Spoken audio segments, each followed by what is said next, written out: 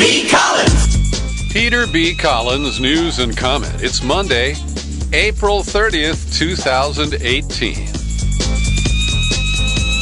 Lots of important news broke over the weekend. I'm going to try to catch up on some of it today, more tomorrow. And in case you're new to the Peter B. Collins News and Comment podcast, I choose about 10 stories a day that I think are the most significant. It's based on my biases.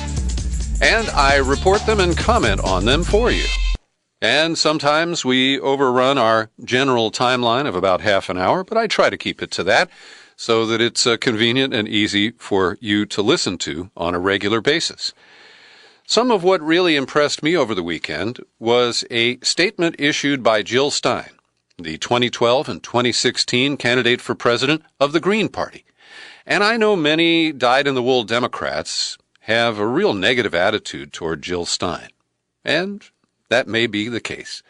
But I hope you will understand that her statement that I'm about to quote liberally from is a stunning indictment of the election process in the United States.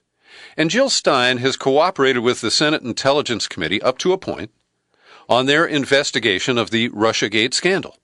After all, there's a damaging photograph. She was seated at a table where Mike Flynn, who had been paid to fly to Moscow to sit at the table with Vladimir Putin, and they celebrated the 10th anniversary of RT, which our CIA and intelligence community has branded as propaganda media that is used to sow division in the United States, even though there's absolutely no proof of any significant impact of RT.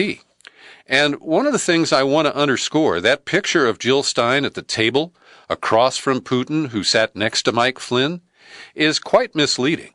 Because Putin himself told Oliver Stone that he sat at that table for about 2 minutes. And there were speakers who were, speaking at the time. And so there was no opportunity for small talk or even a, hey, how you doing for Jill Stein or even for Mike Flynn. The picture was a photo op. And it has been used and seriously abused. So in this statement, I've linked to it. I found it published at Counterpunch. I'm sure it's at other spots on the web. But as I mentioned, this is a sweeping indictment of the election system in this country that fails to deliver democracy since 2000, in my opinion. So she writes, we take very seriously the issue of interference in our elections, as demonstrated by our continuing efforts to conduct the first, and according to public information, the only 2016 post-election examination of vulnerable U.S. voting machines. And she says, interference in our or any country's elections is a strike against democracy, whether the intruder is a foreign government, a criminal network, or domestic actor.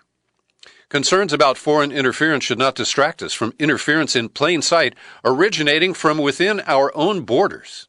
Wow, she's echoing my comments. That includes the actions of the Democratic National Committee, which biased its party's own primaries, effectively disenfranchising millions of Bernie Sanders voters. Corporate media that gave Donald Trump billions in extra free airtime because he was damn good for network profits. Voter ID laws, interstate cross-check, felon disenfranchisement. Yes, these are real issues that rigged the election in 2016. Jill Stein continues, the cutting-edge tactics of Cambridge Analytica make alleged Russian social media meddling look primitive and insignificant by comparison. I have been saying that for months. The whole claim of the troll factory in St. Petersburg is like Boris Badenov, and if you're old enough to understand who he was the little Russian spy who used a flashlight to make himself look as big as his wife, Natasha. Jill Stein goes on. We must end voter suppression schemes and ensure the constitutional right to vote. Prior to the 2018 election, we need a rapid transition to paper ballots, especially in the 12 states that still use the most vulnerable electronic machines, lacking any paper record whatsoever. And she's right about that. Congress has provided substantial funding, and nobody knows if any of that money is being spent, much less on the intended purposes. Then she says, we must also take on the fundamental corruption of our elections that has been so normalized that it's rarely even discussed anymore, the stranglehold of big money over the entire process. Now, she says we support the investigation of potential concrete crimes related to corruption, quid pro quo deals, money laundering, financial conflicts of interest, and obstruction of justice. That covers Trump and his cronies from the public evidence we've seen. Quoting again, such investigations should not be tainted by misuse of Russiagate in broader political discourse for the purpose of promoting censorship, warmongering, and politically motivated efforts to intimidate and silence political opposition to the bipartisan political establishment. Later, she writes, Russiagate is also being used to argue for aggressive foreign policies, disparage peace advocates, and justify massive military expenditures. This is all true. And I commend Jill Stein for breaking her silence. And what she alluded to, that she would not cooperate with every demand of the Senate Intelligence Committee, that's the subject of a great column by Max Blumenthal published at Truthdig over the weekend, where he notes that Jill Stein has cooperated on most of the demands of the Intelligence Committee. But she has refused to oblige a series of demands that the Green Party hand over, quote, all communications with Russian media organizations, their employees or associates from February 6, 2015 forward. The committee also insisted to turn over all communications related to the campaign's policy discussions. No other campaign has been asked to do that. And all communications with Russian persons. Now, the exception is there is a Mueller inquiry into the shift in position in the Republican platform regarding Russia, but that's not private campaign deliberations. Those are public policy maneuvers. So, Blumenthal continues, these requests provide one of the most revealing examples to date of the government's exploitation of Russia hysteria to suppress independent politics and alternative media in our country. In its demand for communications with Russian persons, the Senate committee has weaponized xenophobia to implicate Stein and intimidate other public figures against associating with anyone of Russian origin. He also takes on the phony attack in the January 2017 intelligence report on Russian interference about the role of the American media network RT, which is controlled from Moscow. He writes, the 23-page DNI report contains 7 pages of crude content analysis of 2 RT programs that are no longer on the air, accusing both of fomenting radical discontent. The report went on to frame a third-party debate hosted by RT America as an act of Russian information warfare, when C-SPAN has been routinely presenting those kinds of debates over the years. And it's Max Blumenthal who reports that he was at the RT celebration in Moscow in 2015, where the photo was snapped of Stein at the table with Mike Flynn and Vladimir Putin. And he says that Putin joined them at the table for a total of 2 minutes. Do you see how things can get exaggerated, hyped, and blown way out of proportion? And, of course, then they talk about Blumenthal talks about the Steele dossier. And I want to put a little bookmark here because I did some reading over the weekend that I want to research further before I report it to you.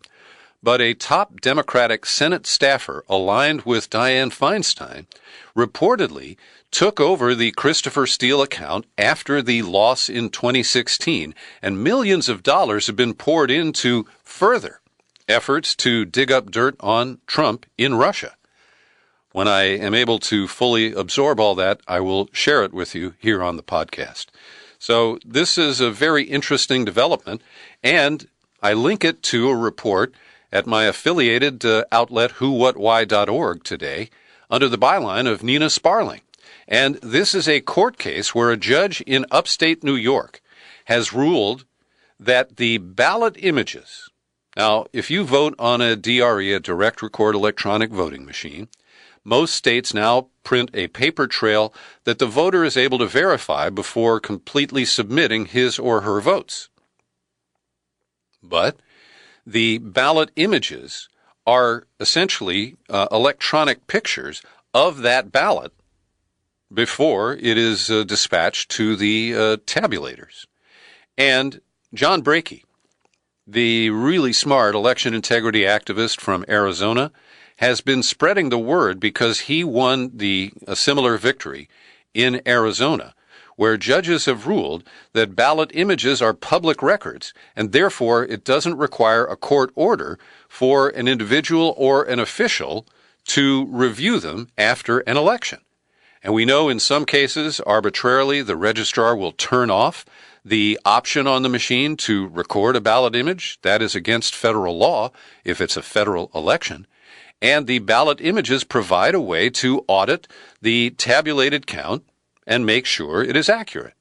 So this is an important development, a legal standing for these ballot images, and I hope that will spread from New York and Arizona nationwide. Relating to the 2016 campaign, Bernie Sanders' campaign manager, Jeff Weaver, has a book that is due out on the 15th of May. It is called Run, Bernie, Run. Oh, no, I'm sorry. It's How Bernie Won, Inside the Revolution That's Taking Back Our Country and Where We Go From Here. I hate those long subtitles. Anyway, some of this is fairly predictable. But Weaver adds to some of the rule-breaking that Hillary Clinton was involved with. We know that Donna Brazile got her questions for one of the debates in advance. And Weaver relates another instance when, quote, we caught her cheating at a debate by huddling with her campaign staff during a break. We had photographic evidence that during a critical debate following the surprise loss in Michigan to Sanders in the primary, the front runner for the Democratic nomination was cheating. Now, this is the first I've heard of this particular incident. And he also is especially critical of David Brock, and I join him in that. He ran Correct the Record, the dark money super PAC that spent millions of dollars to flood comment sections on Facebook and Reddit while shopping opposition research on Sanders to media and the blogger public. He does acknowledge that there were some supporters who became the Bernie bros who posted offensive and hateful content, but he said this became a really unfair exaggeration, and it suggested that all Bernie supporters were racist, misogynistic, 21-year-old males, that there were no women, no people of color, just Bernie bros. And this was a really offensive but effective characterization promoted by the Clinton campaign. Weaver published internal campaign poll data from the Nevada caucus showing that Sanders beat Clinton among Latino voters. Quote, this reality went to the heart of their false narrative that Bernie had no support from voters of color. And I hope to get the book and pick it up and see if Weaver comments on the fake coverage, the fake news that Rachel Maddow I will never forget, because she claimed that at the Nevada caucus, which got a little bit rowdy, that a bunch of Bernie supporters picked up chairs and started throwing them. This was flatly false. There was a single Bernie supporter who picked up a chair and then he put it down. He didn't throw it. He didn't make contact with a Hillary supporter or anybody else. And this was expanded into a chair-throwing event where Rachel Maddow used footage from the World Wrestling Federation from some silly chair-throwing thing that they had concocted, and she used that file footage as if that's what happened in Las Vegas. It was really insidious and a low point for Maddow's coverage, in my humble opinion. Here in California, there are more than 30 people running against Dianne Feinstein for the U.S. Senate, and there's a similar number, if not more, running for the open seat for governor as Jerry Brown is retiring. Now, to the Senate race, Dianne Feinstein is a well-known Jewish American, and one of her Republican opponents has skyrocketed in a recent poll. Now, this is the only poll that he shows up well in, and it could be something that was manipulated. But this guy's name is Patrick Little, and he is an unapologetic Jew hater. He is anti-Semitic. He said he aspires to form a government free from Jews. And in our open primary system, he just jumped up to be in a position to be the second person on the ballot behind Feinstein. He showed 18% of the vote in a recent poll, and she is polling at only 39%, which is very weak for a woman who's been elected 5 times to the U.S. Senate. So this poll may be an outlier, and I expect that it is. But it's brought Patrick Little to my attention. His campaign slogan, "Liberate the U.S. from the Jewish oligarchy." Quote, "While I am looking to represent all U.S. citizens in California, I am a white advocate. There is systematic discrimination and incitement against European-descended Americans, and I want to crush manifestations of anti-white racism in U.S. institutions." And on Twitter, he was lecturing. Well, first of all, he boasted that he's gotten support from David Duke of the KKK. And then he was criticizing other white nationalists like Andrew Anglin, the Daily Stormer, the Right Stuff, and saying, look, what's going on? Why aren't you supporting candidates that are naming the Jew, are pro-white, who put America first? He says 200,000 votes, that isn't even much. It's all we need to narrow it down between me and the Zionist bitch. Now, I have a lot of criticisms of Dianne Feinstein. I criticize her outsized support for the state of Israel. But I would never use this kind of language, and I don't think those kinds of thoughts.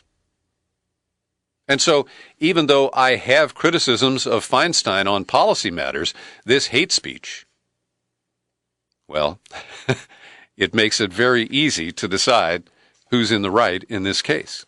Now, let me submit another case. This full-page ad in Saturday's New York Times, smearing Natalie Portman. The subhead reads, "She shames democratic Israel, smiles for authoritarian China." Now, this is the work of Shmuley Boteach, who calls himself America's rabbi. And he is a disgusting advocate for the state of Israel and the most extreme iteration of Zionism. And in this full-page ad, which I won't go into great quotes from, but they use a picture of Portman picking up some award in China, and then says that how could she possibly reject receiving an award from Prime Minister Benjamin Netanyahu?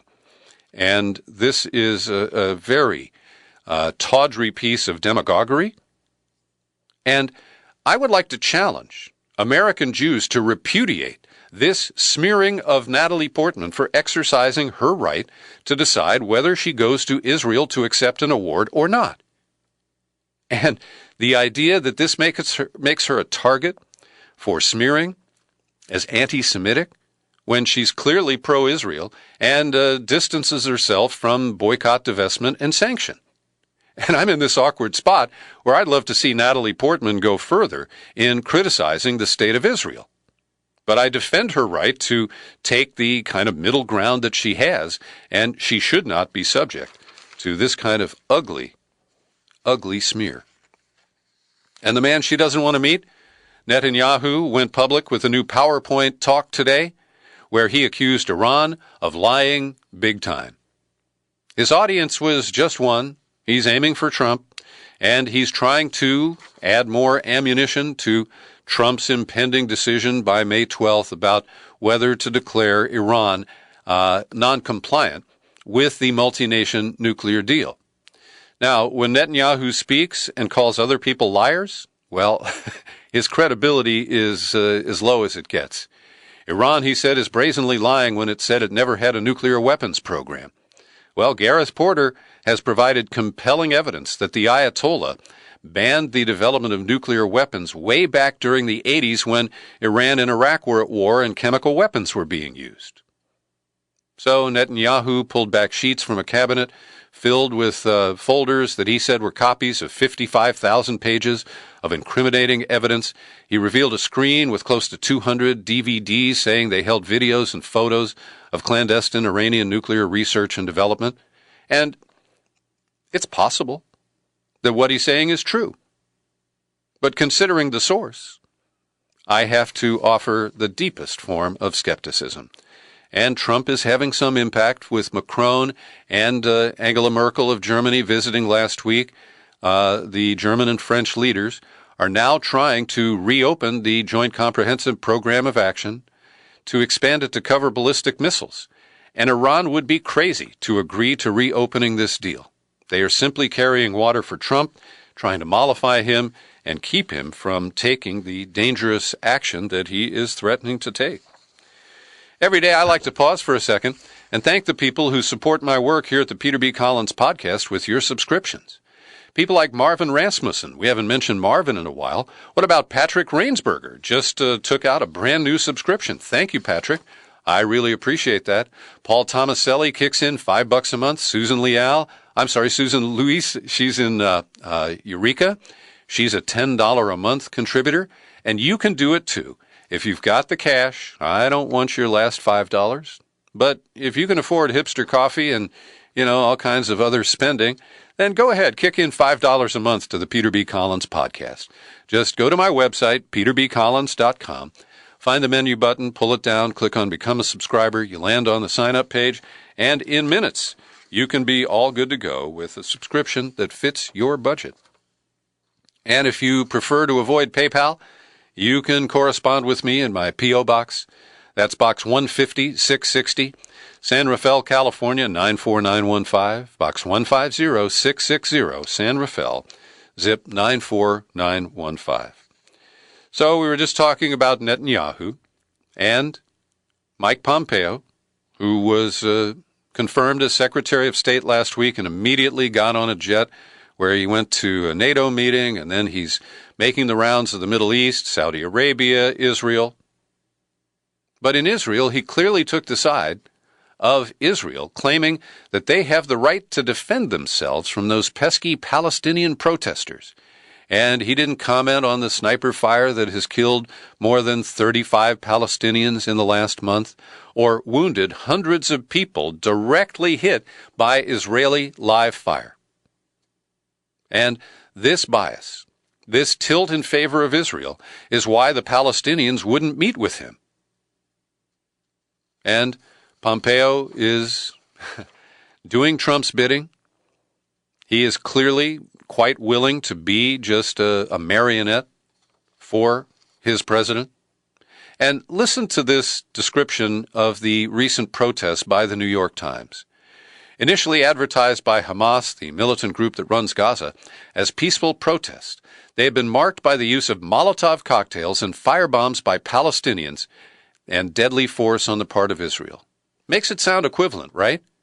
But the disproportionate nature of this conflict, where the Israelis are secure behind a wall and a barrier, and the Palestinians, these Molotov cocktails they talk about, these are things that people are attaching to a kite. So the weight of them cannot be very great, and the firepower of these alleged Molotov cocktails is like like the 4th of July sparklers. This is not a serious weapon of any kind, and to claim that trading a Molotov cocktail for a fatal bullet is somehow equivalent, well, it's obscene and deeply offensive. Now, Pompeo also made a stop in Saudi Arabia, where he met with the Crown Prince Mohammed bin Salman and also King Salman. His mission from Trump is to tell them to stop isolating Qatar, the Emirate Republic. And here is the way the New York Times teased this up in the region. The vast humanitarian crisis in Yemen has become such a keen concern on Capitol Hill that influential senators have begun discussing restrictions on arms sales to Saudi Arabia. That would undercut other administration priorities, including an effort to increase such sales, as well as attempts to get the Saudis to play a more active role in stabilizing Syria and opposing Iran. And I'm sorry, the humanitarian crisis in Yemen is only on the radar of somewhere under 10 senators. And they don't have the clout to force a war powers debate, and it is not a keen concern. I'm sorry, that is bullshit. Over in the talks between North and South Korea, it's almost a surprise a day. And Kim Jong-un has been surprising people with self-effacing humor, with commentary that is so honest you never expect it to come from a dictator like him. And over the weekend, he talked more about reaching a deal. He said that he said he's willing to dismantle entirely the North's nuclear program over a 2-year period if that is accompanied by an agreement with the United States to formally end the Korean War and promise that there will be no American invasion of North Korea. Now, like everyone else, I'm aware that North Korea has been this route before. They've promised and not delivered. But I also believe that this is different, and that if the Trump team doesn't muck it up, that we could have an historic deal. But John Bolton is playing bad cop as Mike Pompeo plays good cop. Pompeo said on Sunday that the objective is a complete, verifiable, irreversible denuclearization, and that in his Easter meeting with Kim Jong-un, that he felt that Kim was prepared to lay out a map that would help us achieve denuclearization. Quote, "We had an extensive conversation on the hardest issues that face our two countries. I had a clear mission statement from Trump. When I left, Kim Jong-un understood the mission exactly as I described it today." But John Bolton is the bad cop. Quote, "We want to see real commitment. We don't want to see propaganda from North Korea. We've seen words so far." But here's a quote from Kim. "I am determined not to repeat the painful history of the Korean War. As the same nation living on the same land, we should never shed blood again." And he also is volunteering to change the clocks. You may know that for some silly reason, North Korea has a time zone that runs 30 minutes ahead. South Korea runs 30 minutes ahead of North. And so here's a quote. "When I was sitting in the waiting room, I saw 2 clocks on the wall, one of the Seoul time, the other of the Pyongyang time, and I felt bad about it. Why don't we reunify our clocks first?" Now, this is remarkable, and it's enough for Moon Jae-in, the president of South Korea, to argue that if there is peace, that Trump should win the Nobel Peace Prize. Now, I consider this a premature ejaculation. On Friday, I conceded that Trump does deserve some credit for crazy-making that has led us in the direction of peace. But I fear that this will reward his bad judgment in the future, and it could get us into a war somewhere else. Also, as I've repeatedly said, his effort to wriggle out of the Iran deal while he wriggles into a North Korea deal is just incoherent. But it remains to be seen how far we can go, and it's Bolton and Pompeo most likely to throw a monkey wrench into the machinery. China has signaled that it will refuse to discuss Trump's 2 toughest trade demands with the tariffs that he's been threatening when American officials arrive in Beijing this week. Chinese government is publicly calling for flexibility on both sides, but senior officials there do not plan to discuss the 2 biggest demands from Trump. Those include a mandatory $100 billion cut in America's $375 billion annual trade deficit with China, and curbs on Beijing's $300 billion plan to bankroll the country's industrial upgrade into the future. And the New York Times speculates that the reason is Beijing feels its economy has become big enough and resilient enough to stand up to the United States. And, of course, one way to shift the imbalance of trade is to allow more U.S. exports to China. But we typically put restrictions on anything that is technological because we fear that they will use it to enhance their military posture. And so we end up being the source of at least one side of the trade deficit that Trump finds so problematic. The other issue, and this is news to me, China's position is that the bilateral trade imbalance arises from differences in savings rates. Households in China save roughly 2/5 of their income. That would be 40%. So money from China tends to flow to the United States, buying factories, technology companies, T-bills, real estate, and Americans in turn spend much of that money to buy goods from China. So if we increased our savings rate, it could have a positive effect on our trade imbalance, and not only with China. At our southern border, A really disgusting scene is shaping up as Trump's minions in the Border Patrol claim that at San Ysidro near San Diego, there isn't room for about 200 asylum seekers, 150 to 200, who have made this caravan north, originating in Honduras. And this is so pathetic because it's based on Trump's fear, and that's based on watching Fox and Friends. These people pose no threat to American security. They are seeking asylum because they left their countries where they feared they would die. And we're telling them to take a number because we simply don't have room to admit you and take an application for asylum. And an immigration lawyer says that at San Ysidro they have room for about 316 at any given time. But they're claiming that the backlog prevents them from dealing with the new arrivals. It's bullshit, and we know it, and they know it. Today is a deadline day for Pentagon boss Mad Dog Mattis. He was ordered 3 months ago to develop a plan by today for the future of the Gulag at Guantanamo Bay. And Mattis in history has made it clear, he ran the Central Command, which was nominally overseeing Guantanamo for 3 years. He's opposed to the involvement of the U.S. military in long-term detention. There are only 41 men left imprisoned on this tip of the island of Cuba.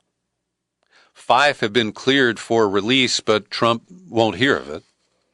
And with the 41 population and an annual budget of $440 million, the ballpark figure is we are spending $10 million per prisoner to keep up the bad optics of Guantanamo. And there is a new wrinkle that Mattis has to deal with. Trump has said that he wants to bring offenders from the Islamic State and lock them up at Guantanamo. Only there is no legal basis for that because Guantanamo's legal basis is based on the authorization for the use of military force that was the blank check passed by Congress right after 9/11. The Islamic State didn't even exist at that time. So trying to bring an Islamic State former leader to Guantanamo would be a major breach, not the first. Here in California, there's quite a buzz about the capture of the man suspected of being the Golden State Killer. With 50 rapes and 12 murders committed from 1976 to 86, they're placing every cold case on Joseph James DeAngelo. And I don't have any direct knowledge of his guilt or innocence. So to me, he is an accused suspect at this stage. The DNA that was used to identify him came from an unethical use of a public database called the GED Match.